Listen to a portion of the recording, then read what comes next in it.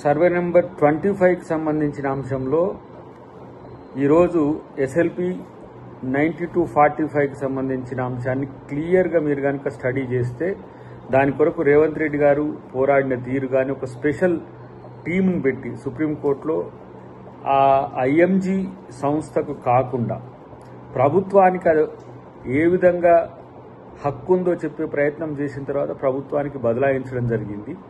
దాన్ని ఈరోజు డెవలప్మెంట్ మోడల్లో ఏ విధంగా రాష్ట్రానికి ఆదాయం వచ్చే విధంగా చేసే ప్రయత్నం కాంగ్రెస్ ప్రభుత్వం చేస్తున్నది. గతంలో కేసీఆర్, కేటీఆర్ ఆ భూములకు సంబంధించిన స్టేట్మెంట్స్ కూడా మీరు చూడవచ్చు.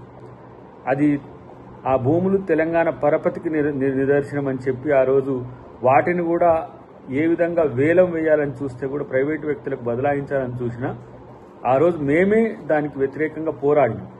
అలాంటిది ఇప్పుడు విద్యార్థులను సెంటిమెంట్తో రెచ్చగొట్టి చేసే ప్రయత్నం ఏదైతే ఉందో ఇది ఒక రకంగా బీజేపీ రాజకీయాలకు ఉపయోగపడే విధంగా చేసే ప్రయత్నం చేస్తున్నది. ఇలాంటి వాటి విషయంలో ప్రభుత్వం కానీ పార్టీ కానీ ఒక స్పష్టమైన వైఖరితో ఉన్నది. నేను ఈరోజు విద్యార్థులకు కానీ లేదంటే విద్యార్థి సంఘాలకు కానీ అప్పీల్ చేసేది ఒకటే, ముఖ్యమంత్రి గారి టార్గెట్గా జరుగుతున్న దీన్ని మీరు నమ్మకండి. నష్టం ఎట్టి పరిస్థితిలో జరగకుంటే చేసే బాధ్యత ముఖ్యమంత్రి గారు తీసుకుంటారు.